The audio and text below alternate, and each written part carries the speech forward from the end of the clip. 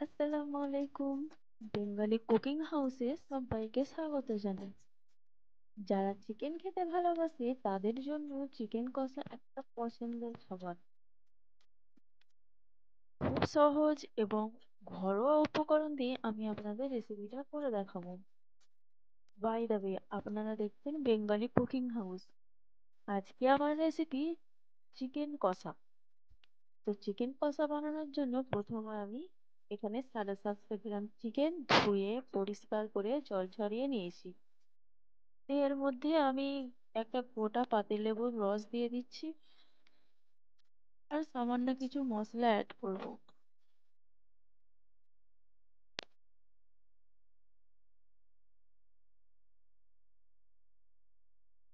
আমি লবণ দিয়ে দিচ্ছি 3 চা চামচের মতো, হলুদের গুঁড়ো দিচ্ছি 1 চা চামচ, লঙ্কা গুঁড়ো দিচ্ছি 1 চা চামচ, আর জিরে গুঁড়ো 1/2 চা চামচ দিয়ে এটাকে ভালো করে আমি হাত দিয়ে মাখিয়ে নেব। তো এইভাবে ভালো করে এটাকে মাখিয়ে নিতে হবে। মাখিয়ে নিয়ে এটাকে আমি 30 মিনিট রেস্টে রেখে দেব। 30 মিনিট পর আমি আবারও ফিরে আসছি।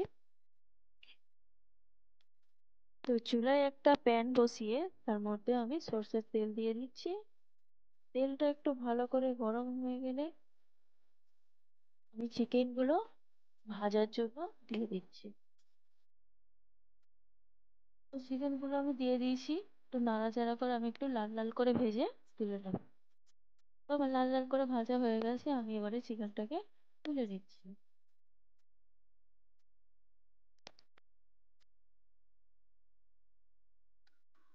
ওই তেলেতেই আমি কিছু গরম মশলা দিয়ে দিচ্ছি, দিয়ে একটু নাড়াচাড়া করে আমি তার মধ্যে কুচনো পেঁয়াজ দিয়ে দেবো। কুচনো পেঁয়াজ দুটো, কাঁচা লঙ্কা দিয়ে আমি আবারও পেঁয়াজটাকে একটু লাল লাল করে ভেজে নেব। তো লাল লাল করে আমার ভাজা হয়ে গেছে, এতে আমি 2 চা চামচ আদা রসুন বাটা দিয়ে দিচ্ছি। তো আদা রসুন বাটা দিয়ে আমি আবারও একটু নাড়াচাড়া করে নেব। নাড়াচাড়া করে আমি টমেটোর কুচিটা দিয়ে দেবো।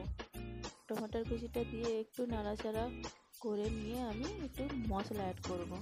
লবণ দিলাম স্বাদ মতো, জিরে গুঁড়ো 1/2 চা চামচ, হলুদের গুঁড়ো 2 চা চামচ, লঙ্কার গুঁড়া 1 চা চামচ দিয়ে আমি আবারও মশলাটাকে ভালো করে কষিয়ে নিচ্ছি।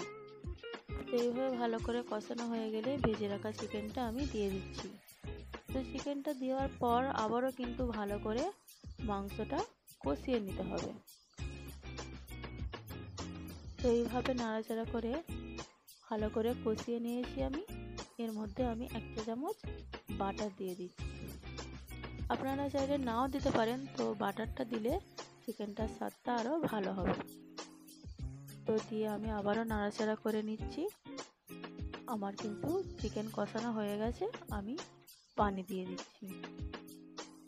পানি দিয়ে ঢাকা চাপা দিয়ে আমি কিছুক্ষণ ফুটতে দেব। আমার চিকেন কষা একদম রেডি। তো রেসিপিটা কেমন হয়েছে কমেন্টে আমাকে অবশ্যই জানাবেন। আর ভিডিওটা যদি আপনাদের ভালো লেগে থাকে তাহলে সাবস্ক্রাইব করতে পারেন। ভালো থাকবেন, সুস্থ থাকবেন, খোদা হাফেজ।